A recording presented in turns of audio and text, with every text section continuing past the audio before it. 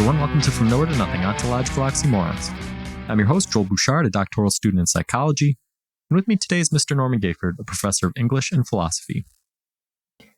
Last week, we talked briefly about how philosophy is an exploration.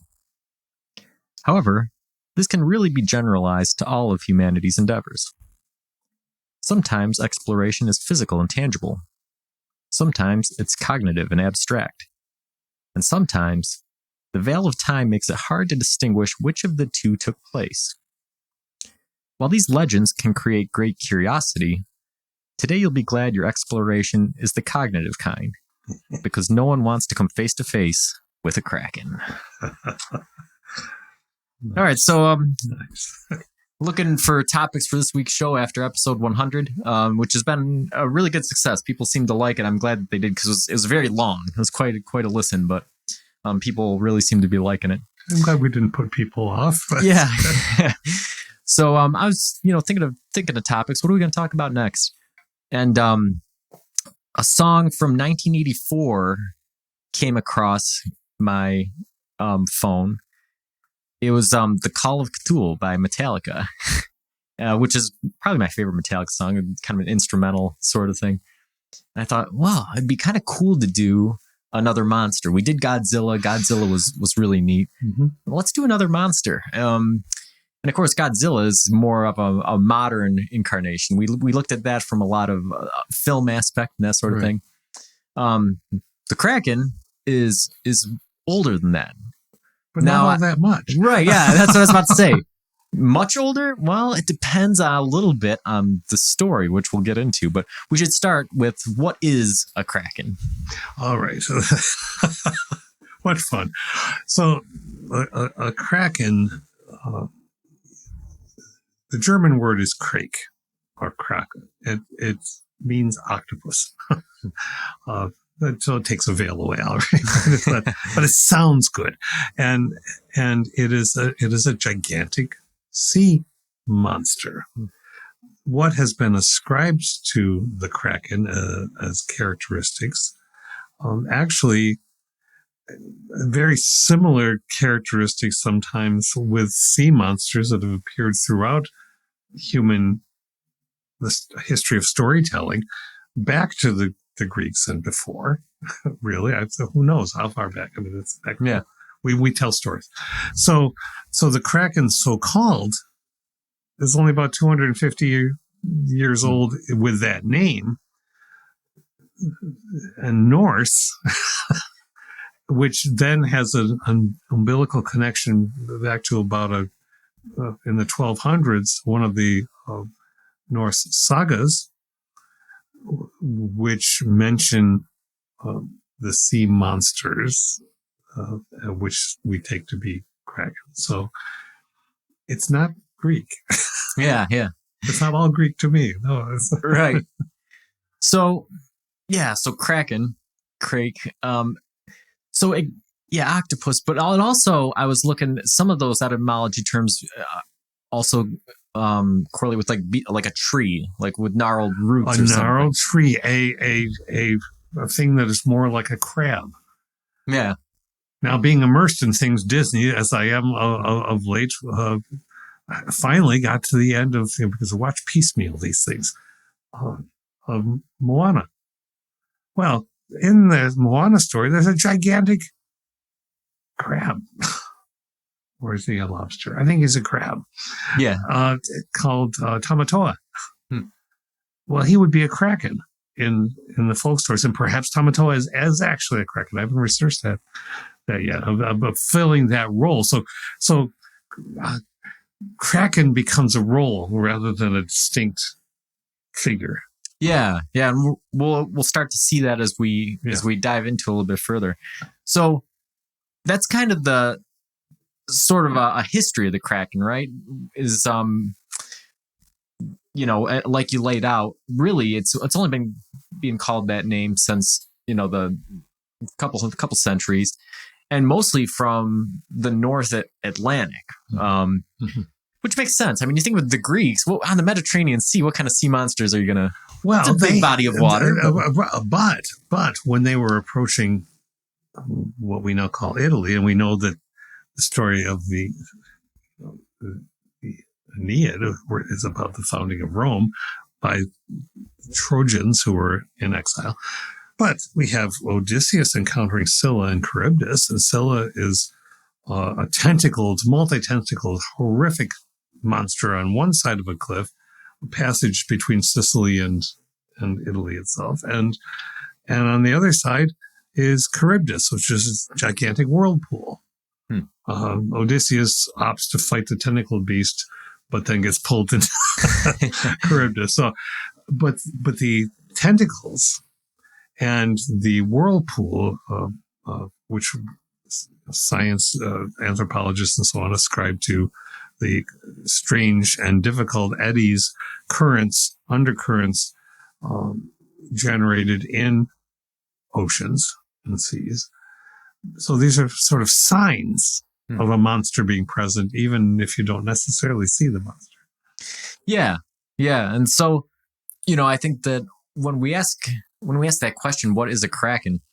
It's really pretty complex because you can look at that from a couple different ways, right? If you look at it from a historical lens, like what did historical people think a Kraken was? You can see based off the name, they were probably, they're probably thinking of a giant squid or an octopus, some sort of cephalopod, right? Of large proportions. But then if you look at it from a more ecological lens and you start to look at how they talked about it historically, you think, okay, well, they may have seen a giant squid and that just may have been coincidentally, happening at the same time that they were caught up in an eddy that sunk their ship or something, right? Because maelstroms, eddies, whirlpools are very prevalent along Scandinavia where the Kraken story developed. So, and ships disappear. And on ancient cartography, there's so many maps, the equivalent of roughly this.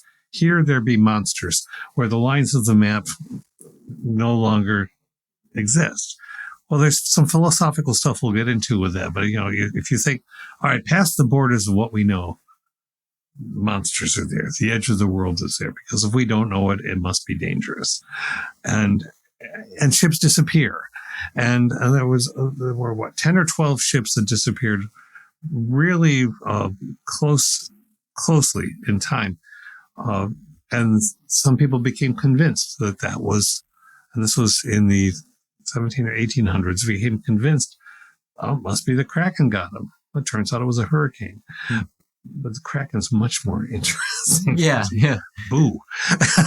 Yeah, I think that, I'm not sure why that is. I think maybe there's some comfort in people thinking that they're sailing, their technology, their navigational skills, these sorts of things are sufficient to the task of exploring the ocean. And so if a ship doesn't come back or if something goes wrong, it seems a lot easier on the psyche to attribute it to a supernatural force that is unstoppable than to actually admit that, well, the boat just wasn't up to the task, or we didn't bring enough supplies, or our navigation skills led us awry or something. Which is going to take me some point in this discussion to another creature, but still I think the idea, I'll toss this out now, we can shape it, but the idea is that you just raised, what I always think about is, having only been on the ocean a couple of times, and then not all that far from shore,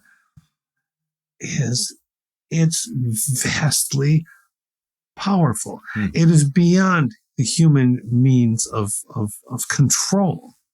And so whether a storm takes you, well, if one has ever even been at the edge of a storm on the ocean, it is not easy to take.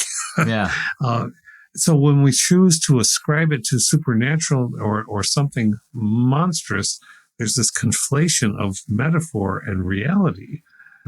Either way, it's monstrous. We would call it monstrous. But one is way beyond us, and the other one is, well, we know there's storms in the ocean, but that doesn't tame them. Yeah. Yeah, it's and I think that's where bringing those other lenses comes into view, right? Because like you said, it doesn't matter if there's real monsters or if it's just nature that's monstrous, right? A maelstrom is just as monstrous as a kraken. Or, I don't know if you've seen any of these videos, but like people sailing through like the Pacific Southeast, and all of a sudden a volcano will just go off under the water and lava will start spewing up, and like islands will just start forming in front of them. Yes. I mean, if you're an ancient person, that might seem like a creature.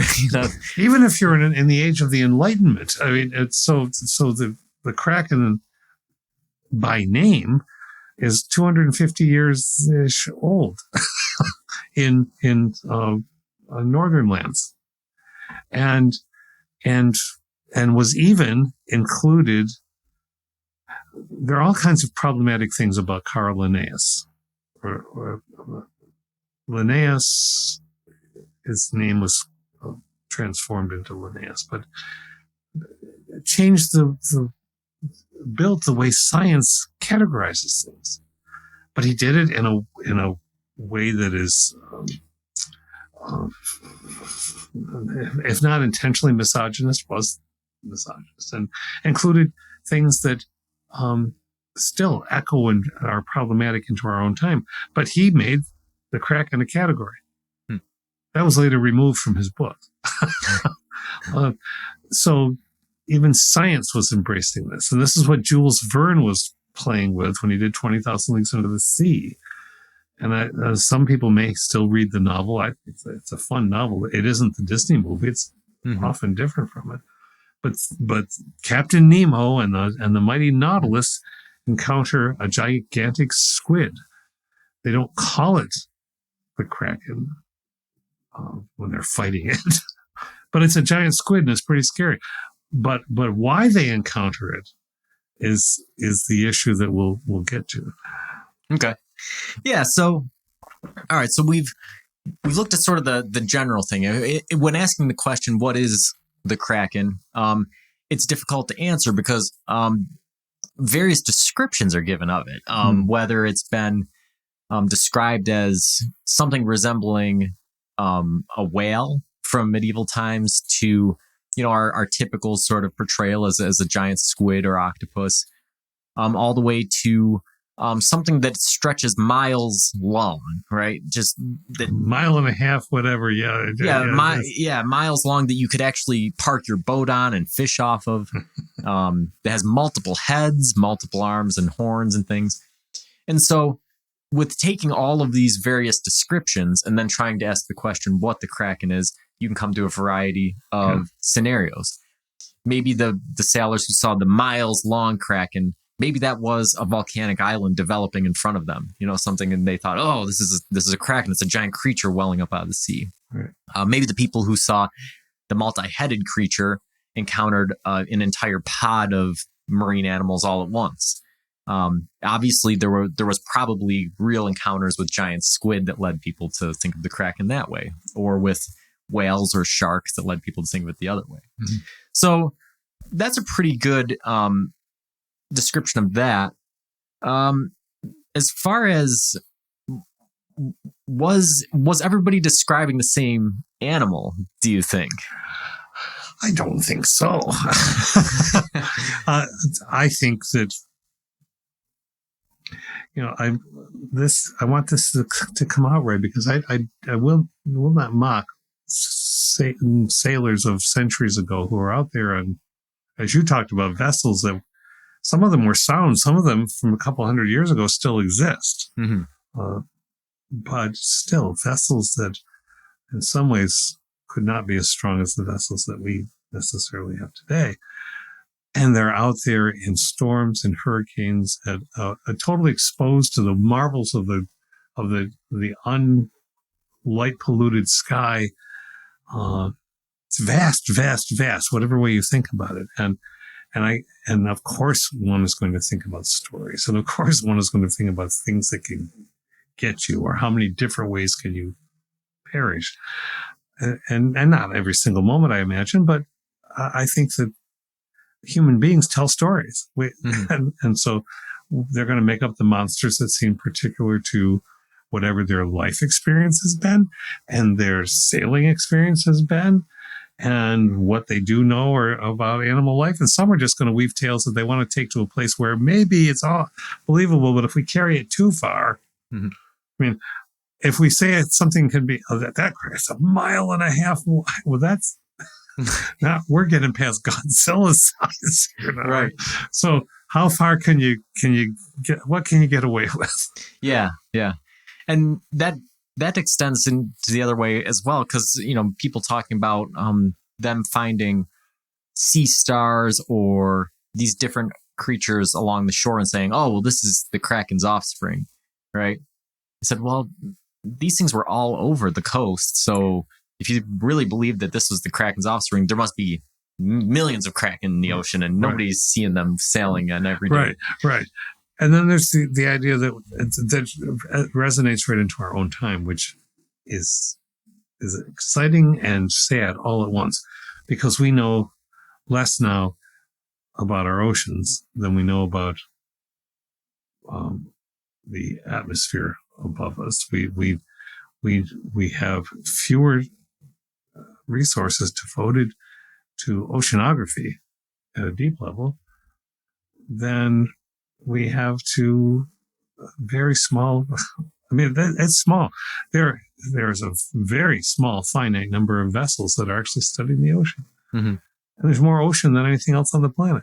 Yeah. So it's totally not outside the realm of believability when we know things such as tardigrades or various vent creatures living by volcanic vents at the very surface of depth of the Marianas Trench and other places where the water would just instantly crush a human being. But creatures live. They drink and eat things that are next to a volcanic vent. They can stand up to pressures that we can't even begin. Our ships can't necessarily stand up to.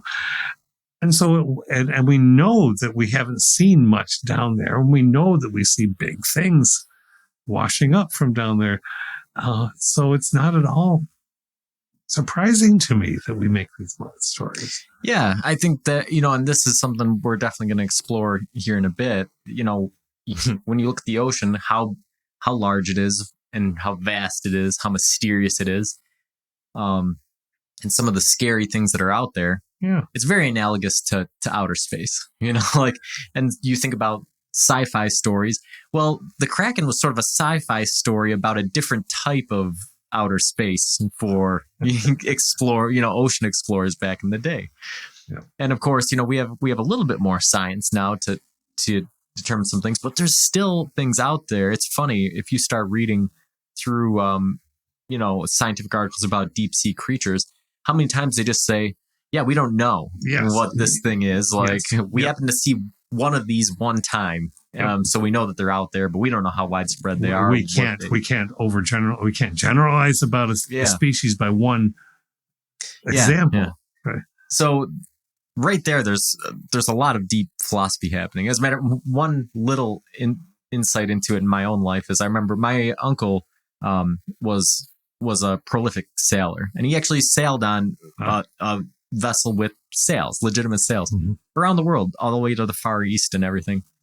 And I remember at a family gathering one time, he was talking to a guy, and we were on Keuka Lake, and the guy he was talking to lived on the lake. And my uncle mentioned casually that he doesn't know how to swim. And the man who lived on the lake said, Are you crazy? Like, you went sailing all over the world's oceans without knowing how to swim? Like, doesn't that terrify you? He said, well, if I became shipwrecked on the ocean, I was dead anyways. What would swimming help me? Right? And that's a change of perspective, right? If you're on Keuka Lake and you're sick, your ship sinks, it helps to be a good swimmer because you can get to shore. You can legitimately get to shore. But if you're in the middle of the ocean, and one time he did have half of a mast snap off during a storm, you're really out of your depth, And so when you're out of your depth, that's where a lot of the philosophy happens. It is. So are there other cultures that have stories about the Kraken? It's really, there's a lot of Scandinavian is where the Kraken comes from. What other from around the world, what other people tell stories about a similar sea monster? Well, Polynesian cultures, or what we used to call Polynesian cultures. I would say Pacific Rim cultures. Any sailing-based culture that you can point out, we can point out. I can't list them all for you, the monsters' names at the moment. I'd mispronounce them probably anyway, but they're there when you read the folklore. If you're sailing, you're seeing mer people, you're seeing monsters, and you're feeling the effects of the influences of some gods or others. I think that's perhaps it's overgeneralization, but it certainly seems to be true in cultures. And so to go back to the Moana thing, with giving due deference to Disney being attentive to multicultural issues more now, in some ways, there are those creatures that they were talking about in the movies, not exactly by the same names, but they're there. And so I just think it's the nature of sailing. Yeah. I remember I went on a whale. I was hoping to go on a whale watch once. It got canceled because of the weather. I would really like to see a whale, but one time I'm in Alaska, we did a glacier cruise, and we saw porpoises. Mm-hmm. And it was pretty wild because the tour guide knew. She said, we're going to get, a couple miles offshore here, and then this pod of porpoises that's always there is going to perform for us. And sure enough, they came swimming in formation. They had a very tight formation. They came swimming, and then they started doing tricks. They started jumping over one another and dancing around and doing all this stuff. Mm-hmm. And then when we reached the end of their territory there, they turned around and went away.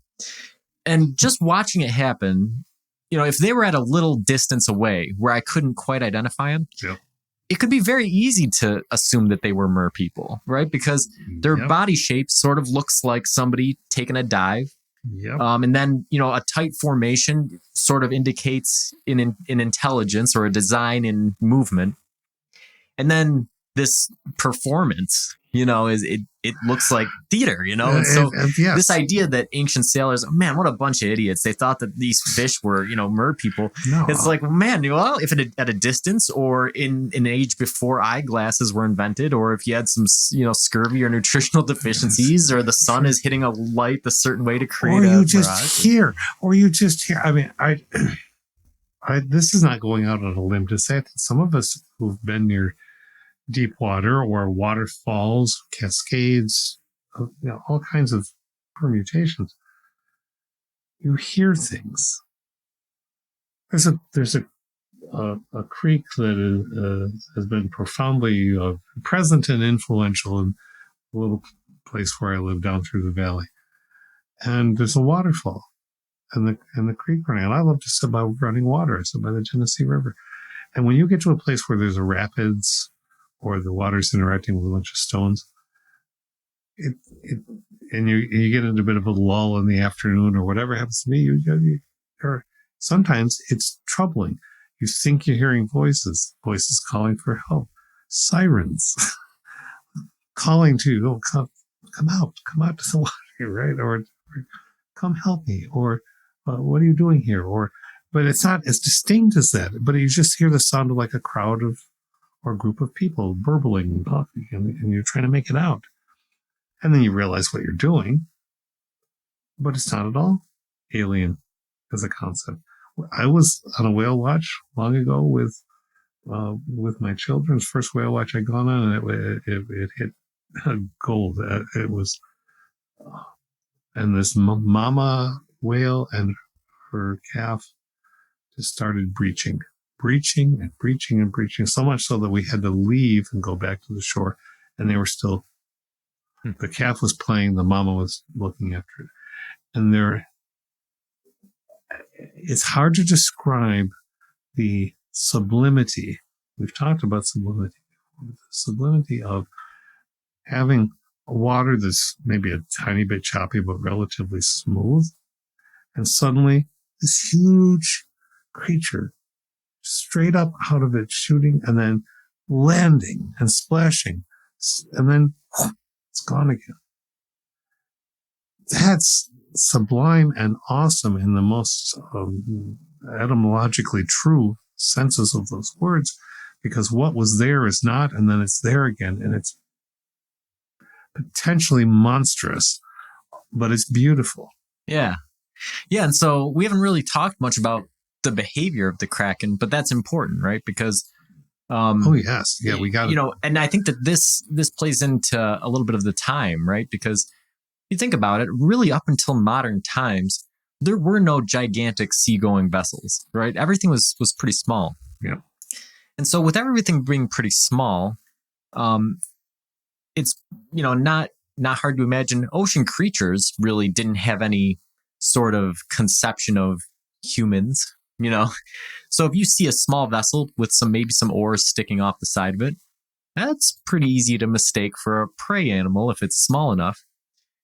So is a giant squid attack of a small boat out of the question? Because the Kraken is known for dragging ships down into the ocean. That's its signature move, right? So is this completely a complete fantasy or ghost story of the ocean, mm-hmm. or is there some science to it? My bet is this, right? I think, like I said, there's no these animals have never seen ships before. They see a small ship, maybe with some oars. It looks a little bit like a prey animal swimming. This giant squid goes to eat a whale, right? That's what it eats. It eats whales. Well, what's a big ship with a couple oars kind of look like swimming up there? It attacks the ship. Maybe wraps its arms around it, tries to pull it down a little bit, maybe takes a chunk out of the bottom with its beak, right? You're letting some water in, quickly realizes it's not food and leaves. Yeah. And then you have a story about the Kraken, because guess what? You don't have a story about the Kraken if the sailors don't live to tell the story. That's or you have a third-hand people ascribing it, never seeing it, and thus making it more. Which back to 20,000 Leagues Under the Sea. Nemo and his Nautilus are tools of vengeance and isolation, and they're what's attacking all kinds of vessels around the planet in roughly Civil War era in the novel. But people think it's a giant narwhal with a big horn, because of course it must be. And they're drawing pictures of krakens and everything else. So yeah, even if you're not there to see, you don't have a first-hand witness. If you're there to see, well, then you've got call me Ishmael. And because really, I think it's arguable that Moby Dick is a kind of kraken. If you're talking about a category. Yeah. A monster that won't die, that is not, that may or may not have, and it's the intentionality thing. And this is what we need to get to. I think most people's experience of a kraken, probably across the past 20 years, has been Captain Jack Sparrow. I think the second movie in the Pirates of the Caribbean. And the Kraken is pretty traditional, except it's in the Caribbean. So it's giant octopus coming out, rapping, taking. I remember the scene in the movie. It was fun, right? It was just like crack, smash, down goes the vessel. What's the Kraken's purpose in that narrative story? Do you remember? Because I do. It's been a long time. Okay, now. The Kraken is sent by Davy Jones because Jack Sparrow owes Davy Jones a debt. Okay, verisimilitude is entirely out the window. But remember, Jack Sparrow jumps into the Kraken's maw. He gives himself up to the Kraken. And he ends up in this upside-down internal world. It all becomes very alternate universe. Again, a reverse, a mirror universe. All right, fine. The gist of it is that Davy Jones sends the Kraken. All right, we go to the Clash of the Titans movies, which affected people in the past 40 years. And there's this classic line, "Release the Kraken," which has become a meme for people to let the monster. But that didn't get said in the first movie, just like Captain Kirk never said, "Beam me up, Scotty." Just, all of these things. And Berenstain Bears are spelled two ways. So we have, in this case, a monster that is being loose the Kraken, says Zeus, because of a city's refusal to do the right thing. So it's a punitive tool that's chained and held. And Ray Harryhausen, who did so much marvelous claymation work for science fiction films in the 50s and 60s and 70s, he did this monster, but it sort of looked like one of his other monsters from a space movie. But the point is that it was, and even in the Perseus story, which is what Clash of the Titans is about, it wasn't called the Kraken. That's where the movie took the Norse word, but injected it into Greek mythology and changed people's vision of it. But he was, in fact, Poseidon, and it was Poseidon in this case. Poseidon visited the country with a flood and sent a dreadful monster from the sea to destroy both men and cattle. The monster didn't have a name. So call it the Kraken. Right? Release the Kraken was in the second version of the movie, which was kind of awful. But again, there's the Kraken as tool. But in the Norse, it's just a pair of monsters that are seen out in the depths. Of course, it's not about wreaking havoc on behalf of somebody or towards some moralistic judgment. Yeah, and that's important. And this is where our conversation is going to sort of shift, right? From talking about the Kraken, which is difficult, right? Because there's no consensus on what the animal was even like, much less what it did or what its motivations were, or what it looked like, any of these types of things. Mm-hmm. But moving into works of fiction that are inspired by the Kraken, right? You talked about 20,000 Leagues Under the Sea, and getting into this. And so really, any mention of the Kraken where it's working on the behalf of somebody else is automatically a work of fiction, regardless of the reality of the creature, because it's exuberant, it exudes a hubris that people have the ability to control a monster. Or if people's supernatural entities. Davy Jones is no Zeus or Poseidon, but somehow the supernatural can control the monsters. Right. Well, okay, but then that assumes something about the universe. If this can control that monster, and this can control, or then we go into the literature of the Bible itself with Leviathan. Perhaps one of the oldest Krakens, resting at the bottom of the water until what? What are we waiting for with Leviathan? It's going to come up and help destroy the world. Yeah. At the behest of God. Right. And this really relates back to our talk about Godzilla, right? Because that was a main theme that ran through the Godzilla story, was sort of this tension between humans' ability, right, to modify and control nature on a huge, enormous, powerful scale, and then the enormous, unknowable power of nature and humans' inability to contain it, right? And so Godzilla talked about that from a nuclear sort of viewpoint. Fictional writers that were inspired by the Kraken took it in a different direction, right? They did, and this is where we arrive at a meeting of David Hume, the philosopher, and H.P. Lovecraft, and a being that he named. It's pronounced Cthulhu. Cthulhu. It's just fun to say, right? And misreadings of Lovecraft on that.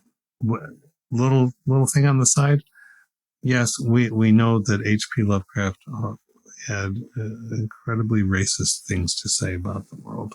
And as a relatively young man, I will not try to justify that or anything else. However, I'm talking about his creation, which it would be hard pressed to put toward any politicization, because this story, The Call of Cthulhu, um, is the embodiment of his larger philosophy, which was called mechanistic materialism, cosmic mechanistic materialism. And this is where nobody's in control. Right. And that's why I think it's important.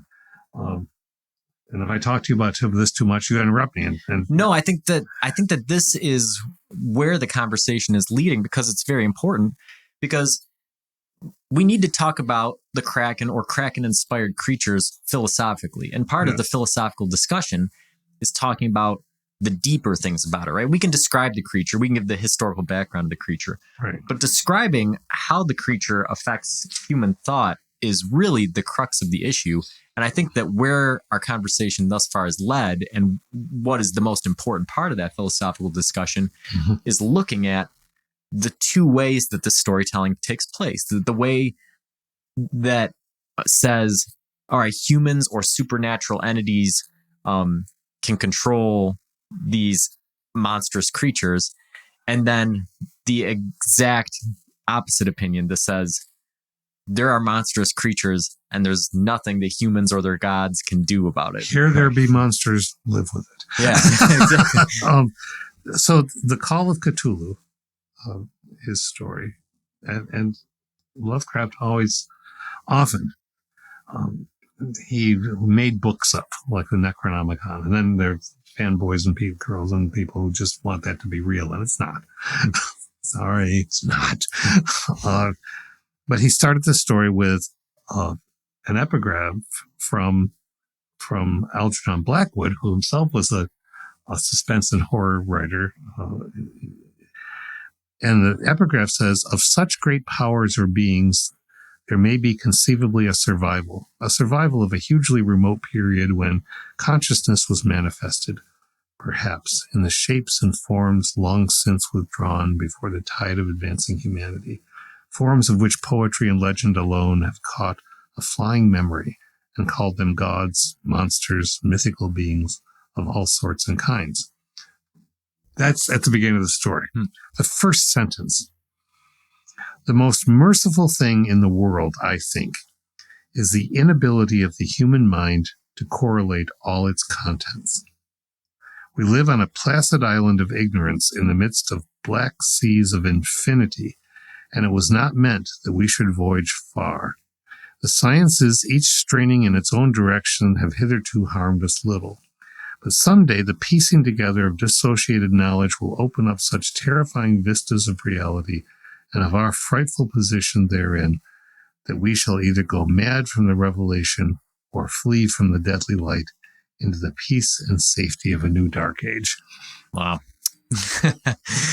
You're not going to, you're not going to read that many places. No. He loved language. But the very thought, right, is that and I went back to some of the work by, I'm on the periphery of Lovecraft scholars. I'm one. I'm not prolific, and S.T. Joshi is the master, and he has written. He reshaped the whole field over the past 40 years, and I've been happy to call him colleague, and that he welcomed me into this. But what he says is that the inability to cope with knowledge is a comment not on the evil of knowledge, because everybody wants to make Cthulhu another evil monster. He's not. It's frightening. But it's a comment on the feebleness of humanity's psychological state, where men can have no effect on the suppression or releasing of these cosmic forces. It is best not to know about them, not because the knowledge is itself an evil, but because this knowledge it causes you to see the world in less delightful terms. The spring and summer aren't so springy and summery. For our own peace of mind, it is better to preserve the illusion of our safety than to face the existence of cosmic forces that may destroy mankind and the universe, and against which we have no possible deterrent effect.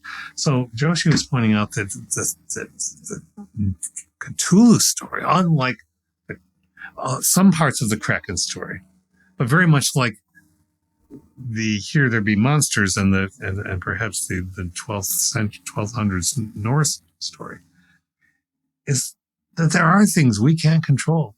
And pretty much we're surrounded with forces we can't touch. And if we put together all of the information about that, it might drive us mad. Knowledge is not evil. These forces are not evil. They'll tear us apart, but it's not personal. The Lovecraft did not develop a mythos of good guys and bad guys. It was just ever deepening layers of a universe that would gobble itself up. Qui-Gon Jinn in the Star Wars movie said there's always a bigger fish. It's true in Lovecraftian stories. Yeah. No, and yeah, again, when we were talking about Godzilla, right, that was an important part of it. The initial vision for Godzilla was this creature that wasn't good or bad. It was just a force of nature that couldn't be reckoned with. Yes. And then Godzilla ended up getting sort of neutered in some respect and becoming pulled on the team. Oh, he's a good guy. Right, he's a good guy. We'll use him to fight King Kong. We'll capture these monsters and they'll battle each other. Yeah. And so again, like this idea of good and bad knowledge, right?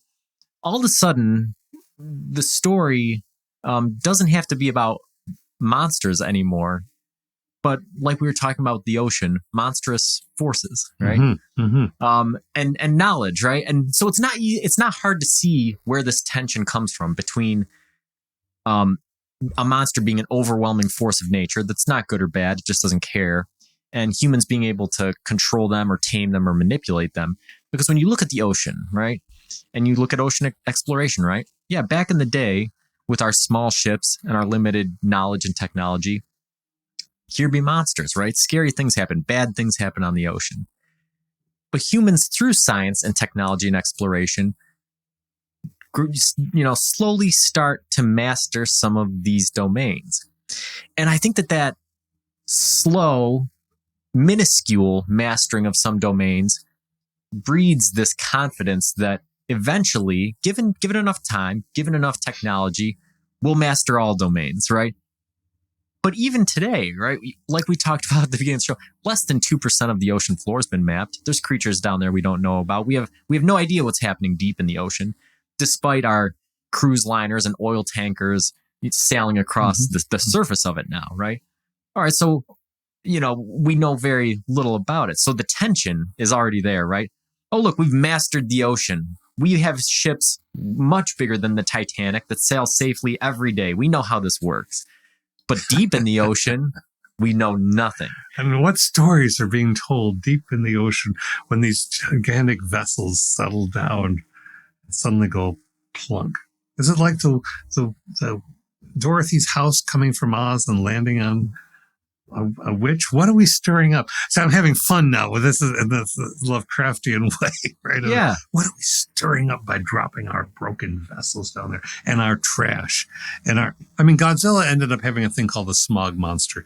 It had gotten so moralistic and so that the monster is created out of literal trash. Well, science fiction has done that with the islands of trash in the Pacific. What happens if that trash gains sentience somehow because of all the chemicals and the wires and the elements that are mixed in that stuff? This is where cautionary tales arise. The don't do this or you should fix this kind of thing. I don't think the Kraken was about that. But as you say, we have this undeniable seeming need to convince ourselves that we can control everything. And the monster stories. So here's David Hume. This is philosophy, right? And this has been used to talk about things from the movie Alien to start. The first discussion I think of Hume came with an Alfred Hitchcock film called The Birds. And there's a marvelous book about the philosophy of horror that's worth a read. But Hume was a skepticist. Skepticism was his thing. And his account of philosophical arguments and their relation to everyday life is what I'm after. And he presents the manifold contradictions and imperfections in human reason. He claims that the authority and legitimacy of reason have been thoroughly undermined in his time, in the Enlightenment. So you can look on no opinion even as more probable or likely than another at its worst moments. He said, his skeptical arguments show that he is in the most deplorable condition imaginable and environed with the deepest darkness and utterly deprived of the use of every member and faculty. Reason can't stand up to save him from this condition of darkness because reason itself is collapsing under the weight of everything that's finding out. And doesn't that sound like, okay, 200 years later, here's Lovecraft writing, when we start piecing everything together, it'll drive us mad. Yeah. It's not like we're going to save the universe. No, the universe doesn't give a bit about us. It's just, so, but here's the crux. Reason can't save us from this condition of darkness. So what do you do? Is there a silver lining? Reason can't dispel the clouds, but nature suffices. Nature cures me of philosophical melancholy and delirium. I dine. This is Hume. I play backgammon once in a while. I converse with friends. And after hours of my return to those things, I come back to the speculations and they seem ridiculous or cold. So basically, Hume is saying, yeah, you look at it too hard. The universe is an impossible place. I'll go play backgammon for a while. Which is, I mean, you want to talk about horrific. That really encapsulates it, right? What's more horrific than that? But I think that, we've talked about this. And, horror doesn't need to be this huge, overwhelming, monolithic, confrontational thing. No. I think horror does exist in everyday life. And part of that is in the aversion to philosophy, right? You and I both had experiences with people. You start having these deep discussions with people, rather than just talking about the weather or what you're going to do this weekend. Talk about, where, is there any other life out there? Is there anything else happening? People say, well, it makes my head hurt, or, well, I don't want to think about that. It's unpleasant. That's the horror that exists for all of us, right? Yeah. And it doesn't matter if you are a philosopher by trade or if you've never attempted to think about these things on purpose in your life. I think that horror still exists for all of us, right? I think it does too. And we go to this movie that you and I have both seen, that I Jordan Peele's movie Nope. This is why the characters, when confronted with impossible forces that they don't understand, nope, they're not going to look at it. They're not going to look up. They don't want to make eye contact. Nope, it's not there. I'm telling myself it's not there until I get into my safe truck or something. That's human. Yeah. Nope. I'm just going to whistle my way through the dark ones. I'm going to go play backgammon. I'm going to go dine. I'm going to forget about this. And I think that's, maybe that plays into that tension too, right? Maybe part of that gamesmanship, that subjective experience, that need to dispel the cognitive dissonance is giving that creature some sort of intentionality that we can manipulate, right? Mm-hmm. If we can just say, even if it is bad at first, like a Godzilla, right? If it has an intention, then humans can manipulate it. Humans can find a way to make it work for them. But if it's just something that is outside of our control, then it's horrifying, right? And it doesn't matter if it's outer space or if it's deep in the ocean. That's where monsters be, right? That's where they are. The Cthulhu City Relay. This is not a story about Godzilla rising to Cthulhu's imprisoned or asleep in this possibly huge alien maddening place under all the muck in the ocean. It just happens to rise temporarily because of an earthquake.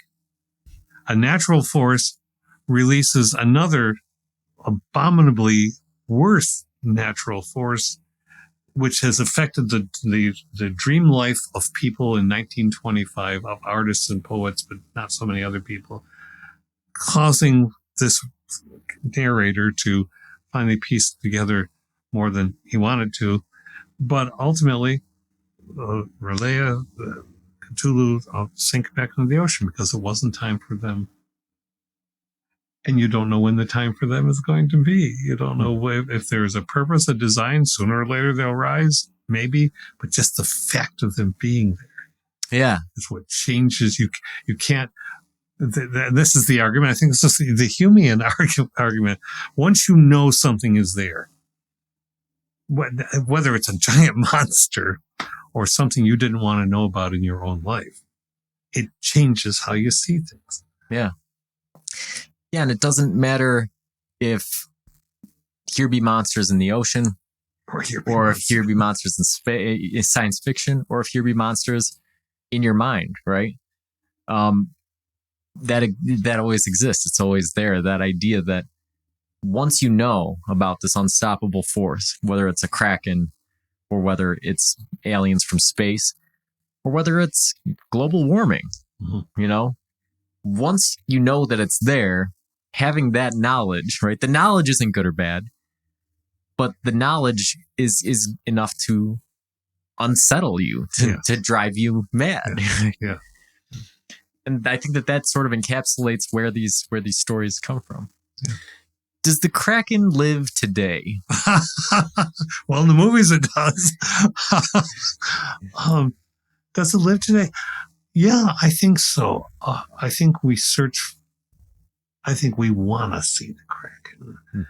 We may be sorry if we do. I think we want. The reason I say this, you've seen these videos on Instagram, YouTube, where you have the carcass of the gigantic squid. Or there's one I saw a couple of days ago. I don't know how it showed up in my feed, which is a strange thing anyway. But, where there's this thing that looked very much like Nope for a moment. There's this gigantic triangular kind of opening, like a flower or something. And then fish are starting to fall into it. And it's whales, and there's more than one of them. And then after a bit comes up, the mouth closes. You don't even see the rest of the creature. And the speculation is that they're starting to take food this way because the fish in deeper levels have been driven up because of the warming. And so the whales are adjusting to how they take their food. But just the image, when you look at it, you don't have any titles on it at first. You see it. And then you realize the proportions of it by something you can see in the background. It's awesome. And you think, what if my boat was sitting over there? Well, hi, Geppetto. Yeah. Goodbye, Jonah. Down you go. And it's like, wow. Yeah, I think it's still alive today. I think we're looking for it. Yeah. And I think that adds another dimension to it, right? Does the Kraken live? Yeah, I think that, even in our minds, right? The Kraken lives. And that's part of the issue is, right? It's not just the awareness of the knowledge drives us mad, but there are crazy people out there like you and me that are looking for that knowledge. Well, they're looking for that knowledge. I mean, storm chasers, I think, are kind of Kraken hunter. But to me, because of the kind of day it is, I suppose, I would posit that the entire planet has become a Kraken. And it's gonna get us. Yeah. Not out of any malice, but it's we have released the Kraken because of choices that we have cumulatively made. Not to say I'm not giving up on all of us. The humanity will probably continue, but it is monstrous as a thought. Yeah. And that's another interesting part of the whole story, right? Is we've examined the the human relationship or control of the Kraken, but human causality in bringing the Kraken about, right? We talked about it with the historical context. All right, well, humans start sailing on the ocean in boats that look like whales that provokes a squid attack, right? Or humans start creating an unlivable environment on the earth just through the natural process of, escalating technology. How do we evolve to adjust to that? Right. Do we physically evolve? Probably over time. Does it occur rather rapidly? Do we do the transhuman necessity of modifying ourselves in order to live in the event? Do we dive underground and live? All of the science fictional things are there. How do you deal with a monster when you know it's out to you? You never go out to the ocean again? There's a little bit in the Moana story. Do you say, no, I'm going to confront the monster, as if somehow there's this, we can be better than this and we can fix all of this? I think that there's an element of that there. But I go with Lovecraft and the idea that the universe doesn't really care. Right. Yeah. Look at just as a side note. I mean, to me, the idea when we call these monster black holes at the centers of galaxies, and we know now that they're there in some places. And a week ago, I listened to an audio that was released by NASA of the sound of a black hole. You want to be a little bit troubled? Yeah. Yeah, I remember seeing tweets about that. People were saying, somehow I knew that this just wasn't going to be, like bird songs. It's going to be something horrifying. No, and it is. And it is. Does the black hole have an intent? No. But the most horrifying part, right? And this gets at the heart of what we've been talking about. The most horrifying part is that sound is actually 52 octaves deeper than what you're hearing in real life. That's the horror. That's the horror. It's going on all the time and we don't hear it. Right. Unless we have the enhancement. Okay, that's good enough for me. Yeah, and they know that there's the smaller stellar mass black holes that are just traveling through space without any star companions, without any accretion disks, completely invisible, just wandering through the galaxy. At any point in time, one of those could get too close. And they just did a calculation recently that if the orbit of Neptune were to change by 0.2%, the entire solar system would be thrown into chaos, right? Again, there is the horror, right? Yeah. The monsters, the Krakens, right? They're out there. And despite the stories we tell ourselves, and despite this artificial tension that you and I have been talking about, they really don't care. These monsters, they do exist and they don't care, right? But they're just different than the way that we imagine them. This is what and that's well said. This is one of the things Immanuel Kant was talking about in terms of enlightenment is a monster is an unthinking, unintentional being. To be enlightened is to be educated or be self-educated. But just because you become self-educated doesn't mean you remove all the monstrous possibilities. So yeah, a black hole gurgling in space 100,000 light years away from us is enough to scare you not to go to sleep. If you listen to, you're not going to listen to that, like your wonderful sleep experiment that you did with sound. No, you're not going to go to sleep listening to that. But we go to sleep because we let ourselves play backgammon and we don't think every moment about all the tremendous pressures under the water, the glacier hanging by its fingernails, so to speak, that when it slides off, the oceans will rise by feet. We can't dwell on it all the time or else we go. Yeah. But if we run away from it entirely, then we've already given in to the monster. Yeah. I don't know if there's any nice fluffy way to wrap up this podcast. Nope.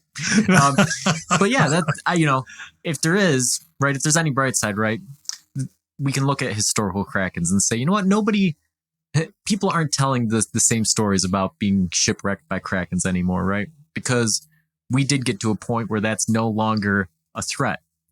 And we created different issues in the process, right?